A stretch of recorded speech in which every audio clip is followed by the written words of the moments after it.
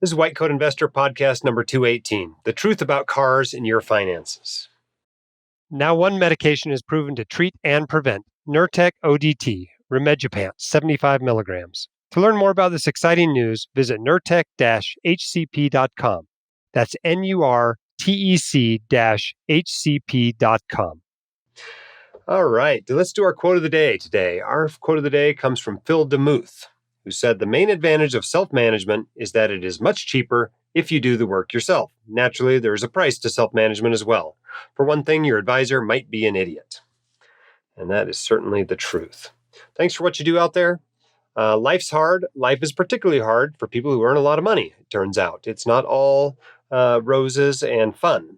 Usually, if you're getting paid a lot, it's because you have a difficult job that involves interacting with people at hard times of their lives, thinking about hard things, and lots of education and risk.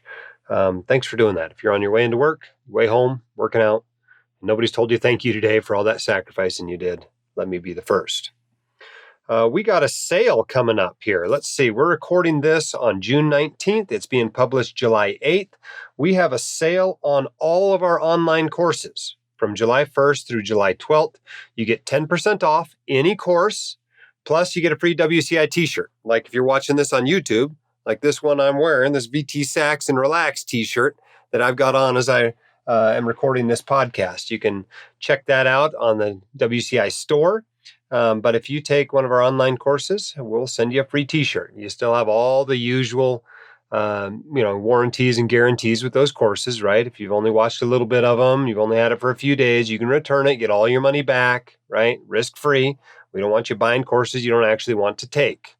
But we have some great courses. We have Fire Your Financial Advisor, which is our flagship course, helps you put a written financial plan in place. We have a version of it now that is basically approved for CME. Okay, you get Fire Your Financial Advisor, and in addition to it, you get another 8+ hours of CME. It's called Financial Wellness and Burnout Prevention for Medical Professionals. Okay, that's a great name, right? It qualifies for CME. But it's Fire Your Financial Advisor plus some wellness content. Another big one this year is our Continuing Financial Education 2021 course. If Fire Your Financial Advisor is your initial financial education, the CFE course is what you need to stay up to date each year. And we compile that mostly from WCI Con, but it also often contains some additional material there. But any of our courses, they are 10% off through the 12th, and you can go check them out. Just go to whitecoatinvestor.teachable.com and use coupon code WCI July 10. That's how you get the discount, WCI July 10.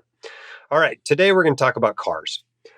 I've written a number of posts about cars over the years, and we recycle them from time to time on the blog. I think one that got recycled recently is called Drive a Beater, Get Rich. And a lot of people, I think, take the wrong messages when I'm talking and writing about cars. They're not quite getting the message I'm trying to get them. So today I'm going to talk a little bit about cars and what I really think about cars and what you ought to be doing with cars. But first, the first thing we need to talk about is that I don't actually own a Tesla. Okay? Stop emailing me asking what I think about my new Tesla, right? That post ran on April 1st, right? April Fool's Day. So if you totally missed that, if it totally went over your head, now you understand. I do not, at this time, own a Tesla. But I am still getting questions from friends like real life friends asking me about my Tesla. And my parents thought I bought a Tesla. I didn't buy a Tesla, all right? It was kind of a funny April Fool's Day post because I'm always making fun of Teslas, right? If you had read any further than the title, you would have read that I paid for that Tesla using, borrowings from my whole life policy and speculating in Bitcoin and trading options and individual stocks, right? So obviously, if you got that far into the post, you probably wouldn't have believed it. But a surprising number of readers did. So no, I don't have a Tesla. The only thing true in that post is that my garage actually is wired for Teslas. So at some point in the future, maybe I'll get a Tesla or a Leaf or something and put it in the garage and be able to plug it in. So I like Teslas. I think they're a lot of fun to drive. I totally understand why people like them and enjoy driving them, but I don't own one. Next point, average Joe. Average Joe out there is poor A lot of times because of his car. For most people, most middle-class people, most middle-class Americans, the reason they are not millionaires is sitting in the driveway. The difference between an inexpensive car and an expensive car on an annual basis, it can be up to $5,000 a year. Now, you count everything in that, right? You count replacing parts, you count the cost of gassing it up, you count the cost of insuring it, you count depreciation, you count financing costs, you count everything in there. And the difference between a really expensive car and a cheap car might be about $5,000 a year. And if you take $5,000 a year starting at age 20 and go to age 65 and extrapolate it out at 8%, it's over $1 million. Thus, people are not millionaires. Many people are not millionaires because of what they drive. And I think that's a really important concept to understand, that we are wasting a lot of money in cars. We simply consume it. And you don't have to do that. And I know a lot of people didn't grow up the same way I did, and maybe they don't understand that you can get around with a not very expensive car and do just fine. I was lucky that my parents showed me that when I was young, and so I completely understand it and have been able to save the difference. I'm not a car guy, right? I like driving fast cars and fancy cars as much as anybody, but I'm not somebody who is going to rub a car with a diaper in my garage. It's just not what I'm into. So another thing I think is important to know, and I saw this and put it on Twitter after I saw it, but basically it was someone who said this, and let me quote directly from this tweet that I screenshot here. Let me find where it was yesterday. All right, here it was. Said, I'm working on my master's and applying to medical school. A few years ago, I made the mistake of buying a BMW SUV, which I could afford at the time. I was working full-time. I recently decided to pursue my dream of medical school, but the BMW is a curse. The payments are over $500 a month plus insurance, and since I paid for an extended warranty, I'm upside down on the vehicle. I can only sell it to take an $8K hit, which I don't have right now. I'm living on private loans while I do this master's and literally have $200 to $300 a month to eat on, groceries, and surprises. To make things worse, the car has had constant issues that the warranty never covers. Something is wrong with the steering column. It's $1,500 to fix, et cetera, et cetera, et cetera. Is there any way out of this mess that I'm just not seeing? Oh, man. Talking about a curse in your life instead of a blessing. That's just the classic car, right? Here's the deal. This student thought he could afford this car because he could make the payments. I got news for you. That's not how you determine if you can afford a car. The way you determine if you can afford a car is you look at the cost of the car, and then you look at the amount of money in your checking account. If the amount of money in your checking account is more than the cost of the car, then you can afford it. If not, you can't afford the car. Okay? Making payments on a car does not mean that you can afford it. All right, here's the other truth that makes it very difficult for me to talk about this subject. And the truth of the matter is that most docs make enough money that they can drive a very nice car and still be financially successful. So despite the fact that this is kind of an important aspect of your financial life if you're middle class, that it really does matter what you drive and it really does affect how much you can save and it will keep you from being a millionaire if you drive too much car, it doesn't matter nearly as much for doctors. And I hate to let you off the hook like that, but it's true. And if I don't acknowledge that that's true, none of the rest of this makes any sense whatsoever. What I tell attending physicians is that they need to save 20% of their gross income for retirement. Okay, so let's say we have a doc that's either making a lot of money by himself or herself, or a two-doc couple. Let's say they make $600,000 a year, right? I want them to put 20% of that away toward retirement. That's $120,000. That still leaves them $480,000, even if they're paying a whole bunch of money in taxes. Let's say they're paying $200,000 in taxes, which is a pretty high tax bill on $600,000, but let's say that's what they're paying. They've still got $280,000 to live on. So they could buy a brand new $60,000 car every year and still have $220,000 a year to live on, right? This is not going to keep them from building wealth. right? It's just not a factor. Now, it's not quite the same story if you're making $180,000 as a doc and you owe $400,000 in student loans. Then obviously your car is going to matter a whole lot more. But for many doctors, this just isn't as big of a deal. So if you read my post that says drive a beater and get rich and go, I don't have to drive a beater to get rich, you're probably right. You're probably right. You don't. You make a lot of money, right? And you can spend some of it on cars and still be perfectly fine. So as long as you can afford the car, by my criteria, right, that you can actually pay cash for it, go ahead and buy the car. Enjoy it. It's nice having a great car. I much prefer driving a nice new car to driving a beater. I totally get that, okay? All right, but let's talk about some of the reasons why docs justify getting new cars instead of driving something inexpensive. And what do I mean by inexpensive? Well, let's talk about inexpensive cars. First of all, the best way, the most economical way to pay for your transportation is to buy a used car, let's say a car 5 to 10 years old, and drive it for 5 to 15 more years. Without a doubt. It's not even close. If you run the numbers, that is the best way to pay for your transportation. Buy used once most of the depreciation has happened and keep it till the wheels fall off. Okay? The second best way is probably to buy the car brand new and again, keep it for 10 to 20 years. The key is to avoid the turnover, right? So you're not eating the depreciation every few years. If you're buying a brand new car every 3 years, that's really not a great way to buy a car. It's a very expensive way to do it. Same thing with leasing, which is basically the same thing with some finance charges added in. But when I'm talking about a beater, what I'm talking about is usually an economy car. Okay, we're talking about a Honda Civic. We're talking about a Nissan Sentra. We're talking about a Mazda 3, or if you really want an upgrade, a Mazda 6 or a Nissan Altima, that sort of a thing. Okay, a Toyota Camry maybe, Geo Prism. I don't even know if they even still make those, but those are the sorts of beaters I'm talking about. And then you give them 5 or 10 years. Okay, you give them 5 or 10 years, and these cars cost less than $10,000. Oftentimes they're about $5,000. Okay, and also I have to kind of adjust this a little bit for the craziness in the car market in the last year, right? I mean, cars have gone up dramatically in price in the last year. The main issue is that you can't get a new car due to supply chain issues. You can't get the chips for them or whatever, so you literally can't go get new cars. You order them and they come in 3 months maybe if you're lucky. And so because of that, people go to the used car market, which has really pushed up the prices of used cars. And so in a lot of places, used cars cost 30% more than they did just a couple of years ago. And so massive inflation in the used car market in the last couple of years. So be aware of that. So any post I wrote saying $5,000 7 years ago, you might have to adjust that up. That might now be a $7,000 car.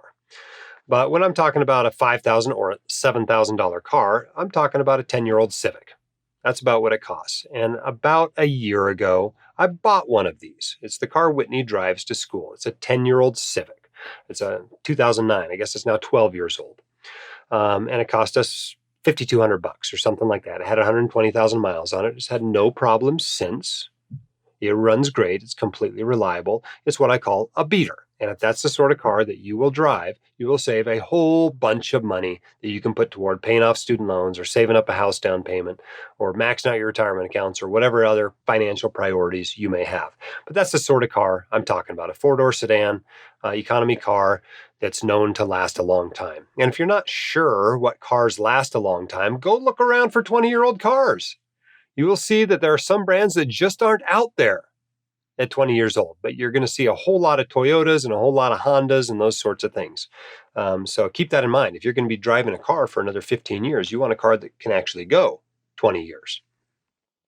All right, but here's the things people say to me when they try to justify driving more car than maybe they ought to be driving.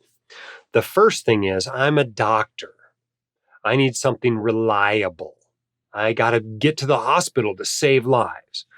Well, this is a little bit of a bogus thing, right? I'm an emergency physician. So I see the emergencies at the hospital. I know who I call in to take care of emergencies. And there are very few of you that come in rapidly to save a life. It's precious few specialties. So if you are not an obstetrician that's actually doing a significant amount of OB, or perhaps a pediatrician that responds to resuscitations on L&D, maybe a trauma surgeon at a trauma center, you know. But even there, right? I work in a trauma center. Our surgeons get a half hour to get in. Those sorts of specialties, maybe you can justify it. Everybody else, come on, who are you trying to kid, right? Whether you get to the hospital in the next half hour or an hour and a half, it doesn't make a difference to whether the patient is going to live or die. There's somebody there taking care of them, right? Somebody's running the code. I know because I'm running the code. I'm there. Even if you're an emergency physician, right? Your person that you're replacing on your shift is not leaving until you get there. Okay? You getting there absolutely on time every day, 365 days of the year, is not going to result in somebody's life being saved that otherwise would die. Your partner will take care of it if for whatever reason you're a few minutes late. So don't overestimate the value of reliability. Now let's talk for a minute about what happens when your car breaks down. And maybe some of you, this has never actually happened. It's happened to me a number of times. Your car can break down. It doesn't happen all that often, even if you're driving these inexpensive cars. I honestly can only remember 2 cars that were regular things that I drove that had less than 100,000 miles on it. And I shared both of them with my wife. That was when we were a 1-car family. So obviously I'm driving the older cars, right? You got to think about it. When you sell these cars with 100,000 miles on it or 200,000 miles on it, somebody's buying it from you. Who is that person? It's me. I'm buying that car from you. I'm driving another 100,000 miles. And so I know what happens with those cars over the next 100,000 miles. So let's talk about the car I bought to commute in as a brand new attending. I paid $1,850 for a Mazda 626. I think it was a 97 when I came out of training in 2006. Okay, so it was, I guess, 9 years old at that time. It had 130 or 140,000 miles on it, something like that. Didn't cost me very much money at all, obviously. I bought it at an auction, but that only saved me a few $100s. But I drove that to work for the next 4 years. How many times did it break down on me? One time. Broke down one time, and it was when I went out there on a cold morning to drive it home from work. Not on my way to work, it was on my way home from work, and it wouldn't start. So the next person that came out to the hospital parking lot, I said, hey, can you give me a jump? They gave me a jump. I started the car. I drove over to an auto parts store, and I bought a battery. The auto parts store guy put the battery in for me. He was real nice, and I drove home. 4 years of driving a car that cost me less than $2,000, and that was my only breakdown. Now, I've had some other breakdowns, right? I drove a Durango, which I'm not a super big fan of, and we were going down to Vegas. I think we were going rock climbing or something. But as we pulled onto the freeway here in Salt Lake, it started not running very well, felt like a transmission issue. So we turned around at the next exit, started headed toward our mechanic, and didn't quite make it. Ended up stranded on an off-ramp of I-15 here in Salt Lake City. So what did I do in that moment? Well, I called a tow truck, right? I have a policy, an auto insurance policy with USAA, which includes free towing. So I called a tow truck. And guess what? 40 minutes later, a tow truck pulled up, loaded my car up, and took it to our mechanic. We got a ride back to the house, right? I think we called a friend, but if that hadn't been available, we would have just Ubered. It would have cost us $15. We went back to the house. We put our stuff in the other car, and we went to Vegas, and we had a great trip. It's not that big a deal to have a car breakdown. Let's say we didn't have another car. What would we have done? We would have gone over and rented a car and gone on our trip. Not that big a deal. You're a doctor. You can afford to rent a car when your car breaks down. It's not that big of a deal. Okay, so another breakdown. This one happened not that long ago with my Sequoia, which just went over 260,000 miles. My Sequoia, it ended up having the fan pulled into the radiator. And so obviously I couldn't drive it at that point. So what did I do? Well, I called a tow truck, and they towed it to my mechanic. And my sister came by, picked me up, ran me back to my house. Actually, she took me down someplace else first. We tried to fix it ourselves. That didn't really work. But at the end of the day, we got home. And it wasn't a big deal, right? How long did I wait for the tow truck? Oh, about 40 minutes. A more recent breakdown I had was coming back from the Grand Canyon. We were towing a trailer with that old Sequoia. We'd been out in the heat. It was 93 degrees, and we ended up in a traffic jam. There was an accident just outside of Las Vegas. Between Las Vegas and Mesquite, we sat in traffic with the AC going full bore at 93 degrees for 2 hours, waiting for traffic to clear. And then we pulled that trailer up that big hill up towards St. George, and then continued on up the next hill above St. George. And you know what? About halfway up that hill, the car broke down. It started not running really well. So we pulled off, pulled it into the shade underneath the overpass, and we sat there for a while and tried to decide what to do. Well, we were caravanning, so there were other cars with us. We put the trailer on another one of the trucks and decided we were going to call a tow truck, but as we were in that process, I drove around a little bit and it started working again just fine. I think it had a vapor lock or something in it. So I drove it for a couple hours. It seemed to be working fine. We put the trailer back on it and drove it home, and it hasn't had any problems since. Okay? These are what breakdowns actually look like and what actually happens in those situations. So let's say you're on your way into clinic and your car poops out, right? What's going to happen? Well, you're going to call a tow truck. Right? You don't even have to stay there with the car when you call a tow truck. You can just call them and say, here's where the car is, come pick it up, take it to the mechanic. And then your next call is an Uber. And for $15 or $20 or whatever it is, the Uber takes you into work. And you can even Uber from there over to the mechanic after work or Uber home, whatever, right? Costs you a few bucks and a few minutes of inconvenience. But it's not the end of the world to have your car break down. So this fear of having an unreliable car that breaks down all the time, you got to get over. It's just not that big of a deal, okay? New cars break down too, by the way. Not as often, but they do break down. So get over that fear when you're trying to justify your new car. You want a new car? You can afford a new car? Go get a new car. But don't use this crappy justification to justify borrowing 80 grand for a new car. All right. The second thing that comes up is safety issues, right?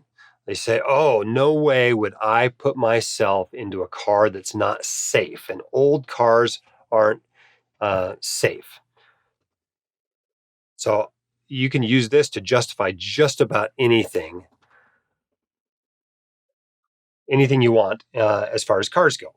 And you would be surprised what you can justify. And it is true that a brand new car is safer than a car that is 10 years old. No doubt about it. There have been some new safety features over those last 10 years, and it is safer.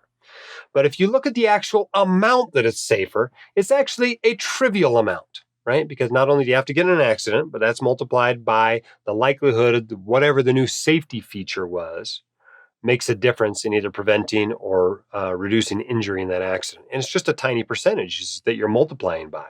So the likelihood of it actually making a difference is very, very low. So let's talk a little bit about safety features, okay? And you can go back through history. There's lots of history of all this sort of stuff that people have done, right? You go back to 1899. That was when the first recorded traffic death occurred, right? There was a guy hit and killed by a motorized carriage in New York City. Ford Model Ts in 1908, they started putting in safety glass, okay? 1918, they put in stoplights. 1914, they put in a stop sign. They put in turn signals in 1939. Seatbelts, 1950. It was a Nash Rambler, right? Shoulder belts went in Volvos, right? They still have this great safety reputation. 1959, standard feature. Driver's ed was required in 1955 in Michigan. In 1966, the National Traffic and Motor Vehicle Safety Act was passed, and that resulted in changes to both highways and vehicles. Airbags came out in 1974. That was GM. 1984 was the first year that seatbelts were required to be worn. 1985, anti-lock brakes showed up, right? 1985. So you buy a car that's less than, 37 years old, you should be able to get some anti-lock brakes on there. It's not exactly a new development. Airbags became standard in Mercedes in 1985. Anti-lock brakes became standard in Cadillac in 1991. In 1998, dual front airbags became required on all vehicles. In the 2000s, you saw automatic braking systems, adaptive cruise control, lane keeping, and lane departure warning systems. In 2015, you start seeing Google's first self-driving cars being tested.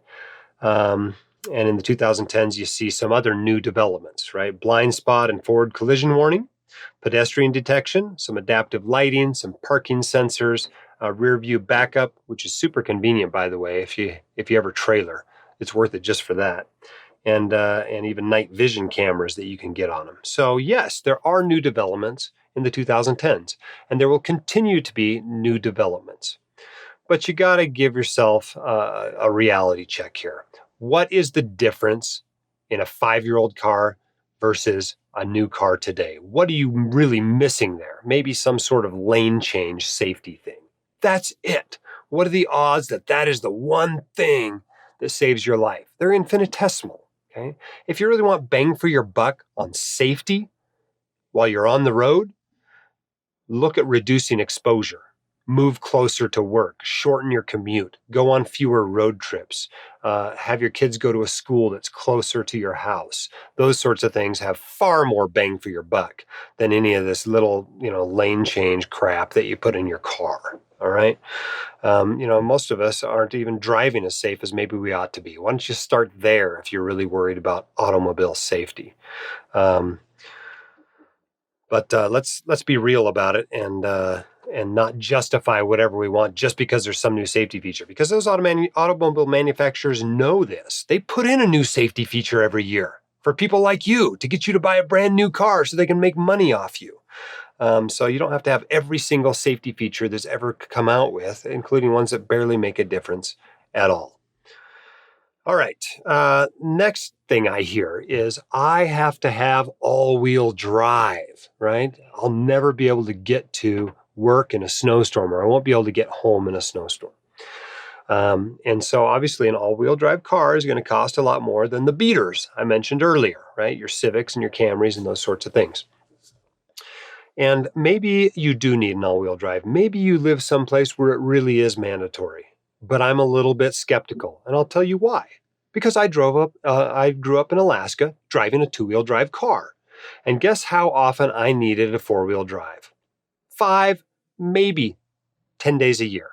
It's interesting to drive down the highway, the first snowstorm in Anchorage, and what you see in the ditch is a whole bunch of cars, and almost every one of them will be a 4-wheel drive car.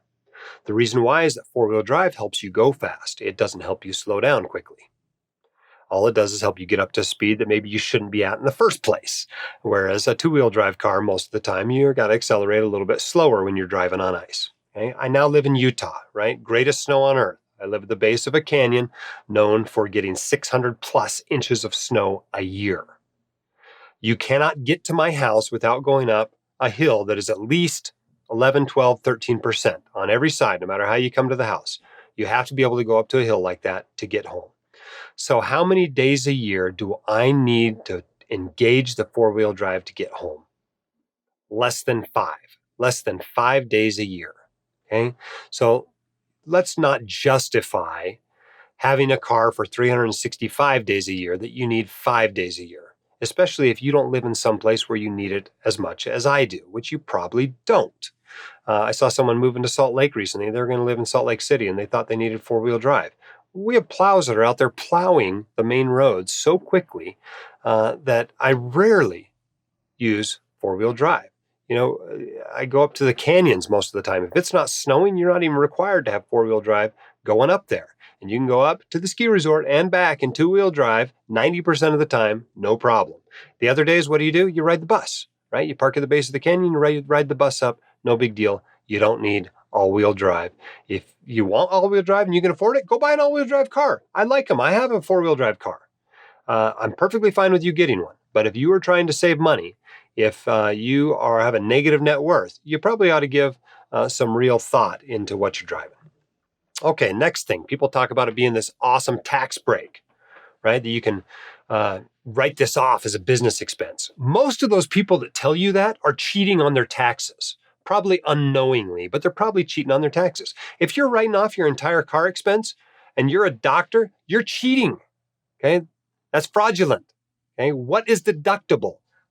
Business expenses are deductible. Your commute is not a business expense, much less your trip to the ski resort and your trip to the grocery store and that sort of stuff. That is not a business expense. You cannot write that off. Okay, even if you have your business purchase the car, those are personal use miles. All right, they are not a business expense that you can write off. So stop cheating on your taxes. What is business mileage? It is from one place of business to another place of business. So you drive into the hospital, okay, that's commuting. You go from the hospital to your clinic, that's business mileage. You go from your clinic back to the hospital, that's business mileage. You come home from the hospital, that is personal mileage. That's commuting. It's not deductible. And whether you're using actual expenses of operating your car or whether you're just claiming the standard mileage rate, that's the way the system works. So don't convince yourself that it's some awesome tax break to lease your car. It probably is not. It's probably just a really expensive way to drive a car.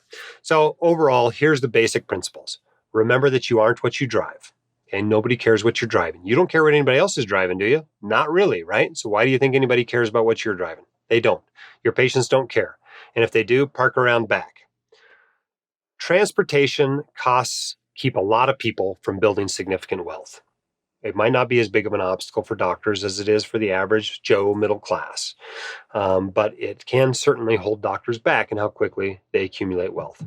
Basic transportation is cheap. You can get basic transportation for a couple $1,000s, maybe $3,000 now with all the inflation we've had in the last year, but it's very cheap. Now, that's not reliable transportation. If you want reliable transportation, you're probably going to be spending $5,000 to $7,000.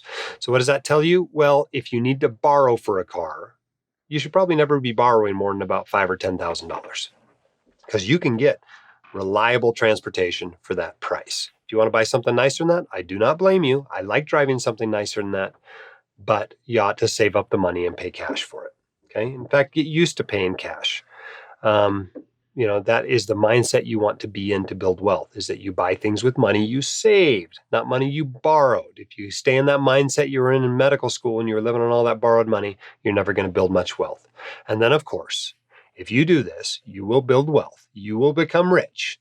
You will at that point then be able to reward yourself and do it. If you're a car person, go buy the car of your dreams and enjoy it. Rub it with a diaper in the garage, whatever you want to do with that car, and have the safest, most reliable, fastest, whatever car that you want.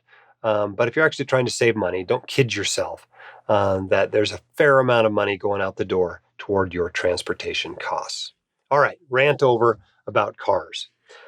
Let's take some of your questions. This one's about a 457 contribution from Keith. Let's take a listen. Hi, Dr. Dolly. Thanks for what you do. I am finishing up fellowship and will take up an attending position this summer. My new employer offers a 457B plan, and I understand that the maximum pre-tax deferral is $19,500 for the year 2021. As I will be in this job for around 6 months this calendar year, would this contribution be related to the length of time I am with my employer? Say that I will be working for 6 months this year. Is my max deferral $9,750, or can I defer the total maximum of $19,500 for this calendar year? Thank you. Great question, Keith. And you're going to like this answer. The answer is, even if you've only been there for a month, you can put in $19,500. Now, that's assuming the employer lets you, right? You got to read the plan documents. Sometimes they make you be there for 6 months or 12 months before you're eligible to participate in the plan. And in that case, you wouldn't be able to contribute a thing this year. Remember, the 457 contribution is totally separate from your 401k/403b contribution. So no matter what you put in the 401k, you can still put $19,500 into the 457b. Remember, there's governmental and non-governmental plans. The governmental ones are generally better, usually a better employer, you less worry about it going bankrupt, and you can roll it into an IRA when you're done, unlike a non-governmental one. You also want to make sure that the fees are reasonable, that the investments are reasonable, and that the withdrawal options, the distribution options, are also reasonable before using a 457. Good question, though. Let's take this one from Adam. Hi, Jim. Thanks for everything you do. I recently talked with a financial advisor, and I wanted to run something they said by you. For context, I'm talking about my investments in a taxable account at Vanguard. The advisor said it would be better to invest in VTI, the ETF share class, over VTSAX, the mutual fund share class of the total stock market index. I know that they're the same investment, just different share classes. Their explanation was that I might incur capital gains taxes if others that are invested in VTSAX sell their shares and then incur their own capital gains that are then passed on to current owners of VTSAX. But this wouldn't be a risk with the ETF share class. I was under the impression that there was low turnover for starters and that capital gains were flushed out of the mutual fund. But he said this was a concern when people sell their shares of VTSAX. The advisor said this problem doesn't apply to the ETF share class. Is this true? Should I change my VTSAX holdings to VTI? I guess I'm not quite sure that I understand the implications or consequences of holding one over the other. Thanks for your help. Great question, Adam. When you're starting to ask questions like this, a question I have for you is, do you really need a financial advisor? I mean, you're really talking about how many angels are dancing on the head of a pin here. This is a pretty high level question, that doesn't have a lot of relevance to your financial life. If this makes the difference between when you become financially independent, I'd be incredibly surprised. But unfortunately, the advisor's wrong. He's only wrong for Vanguard, though.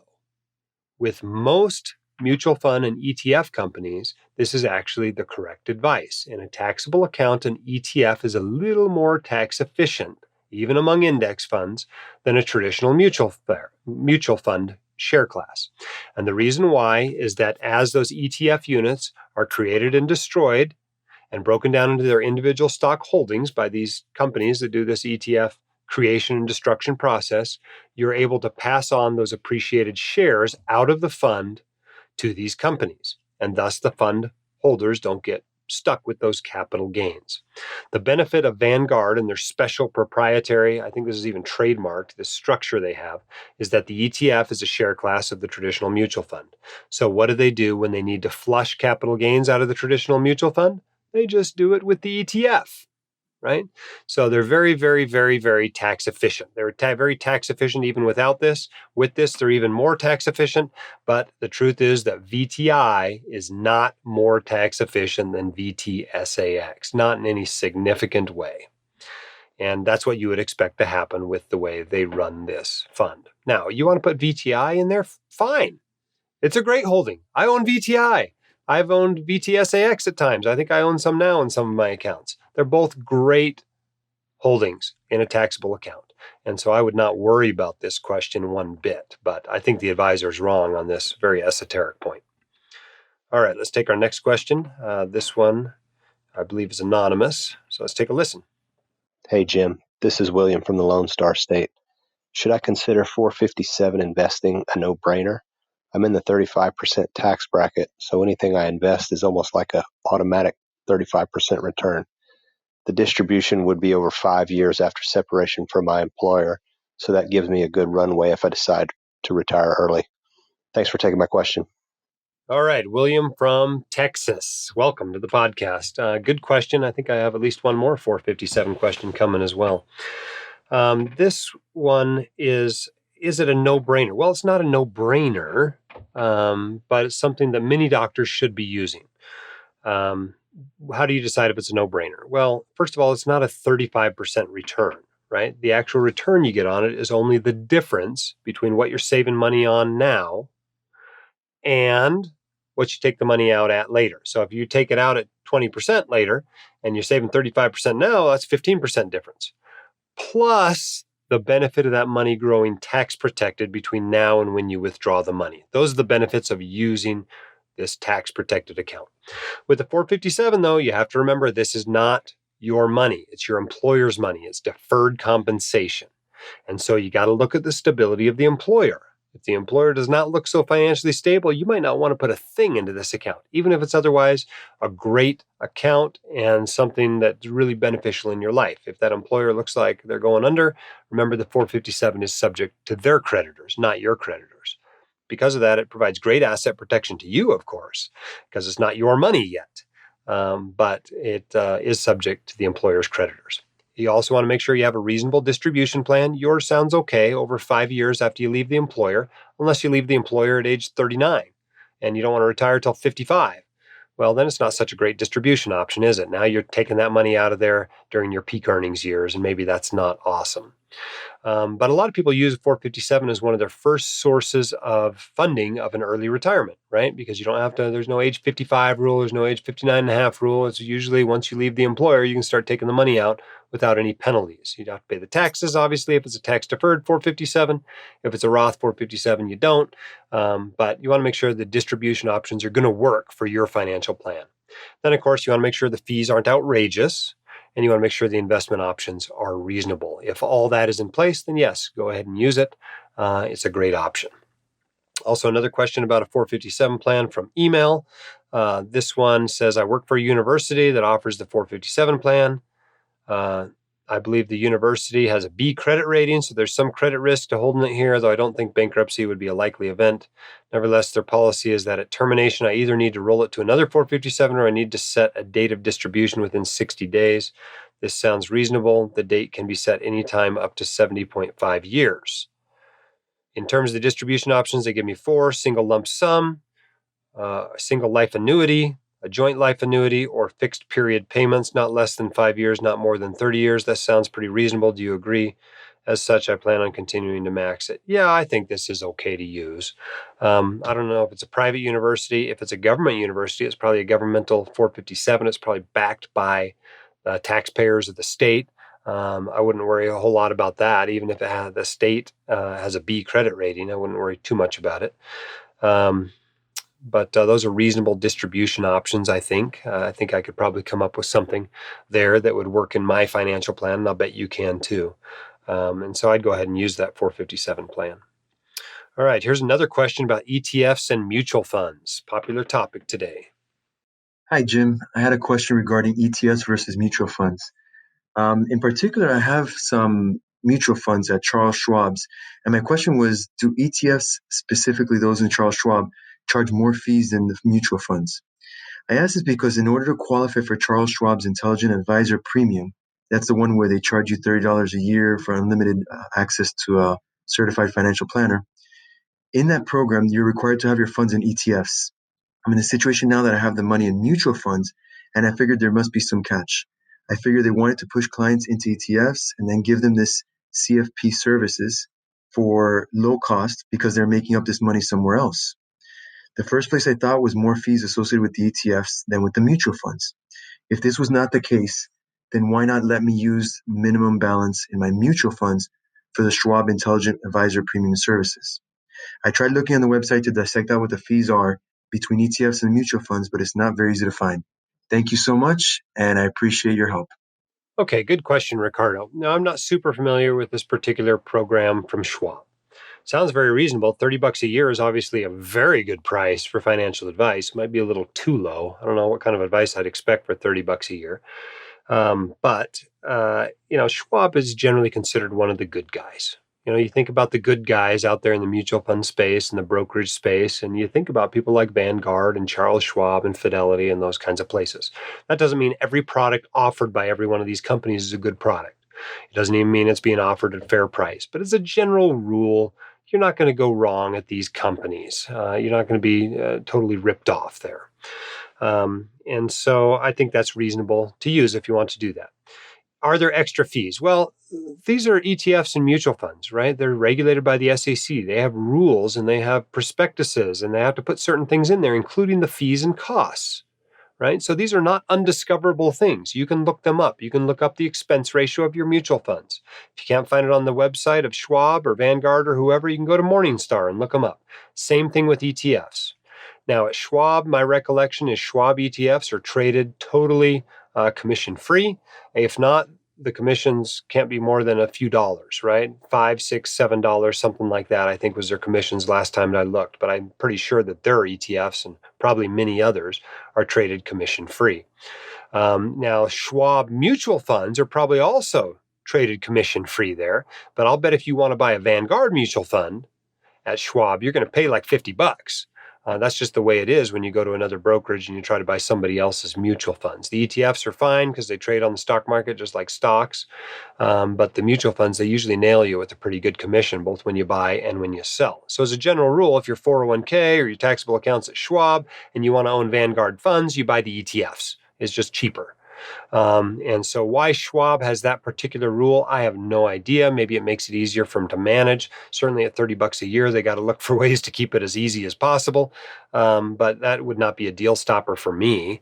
If it's not in a taxable account, it's probably no big deal at all to swap from a mutual fund to an ETF, right? No cost there. But if you had to change from one holding to another and realize capital gains, well, maybe you might not want to do that. Remember, at Vanguard funds and ETFs, you can change from one share class to another by converting the shares rather than actually realizing a capital gain. So you might want to take that option if we're talking about Vanguard ETFs.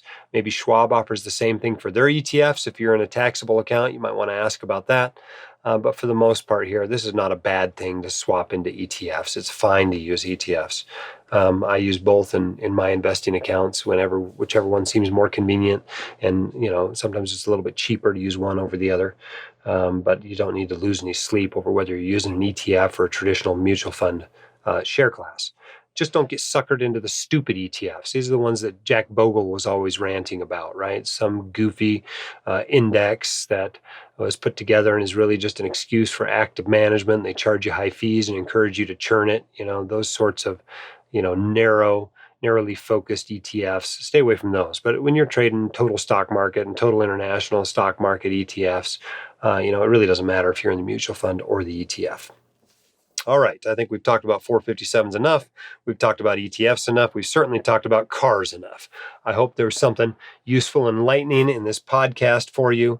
Remember a few things. Don't forget about that course sale. The code is WCI July 10. If you've been waiting for a discount to take a WCI course, you get a t-shirt, you get 10% off. You got to buy it by the 12th. Thanks to our sponsor. Now one medication is proven to treat and prevent Nurtec ODT. Rimegepant, 75 milligrams. To learn more about this exciting news, visit nurtec-hcp.com. That's nurtec-hcp.com. We could use a few more questions on the podcast. If you would like to get your question answered on the podcast, go to speakpipe.com/whitecoatinvestor and leave us your question, and we'll get it answered on the podcast. Thanks to those of you who are leaving us 5-star reviews and telling your friends about the podcast. Our most recent one came in from GB Stackhouse, who said, even for know-it-alls, I'm an older and experienced investor and have been financially independent for years, and yet Dr. Dolly continues to provide great new content that still teaches me things. Head up, shoulders back. You've got this and we can help. We'll see you next time on the White Coat Investor Podcast. My dad, your host, Dr. Dolly, is a practicing emergency physician, blogger, author, and podcaster. He is not a licensed accountant, attorney, or financial advisor, so this podcast is for your entertainment and information only and should not be considered official, personalized financial advice.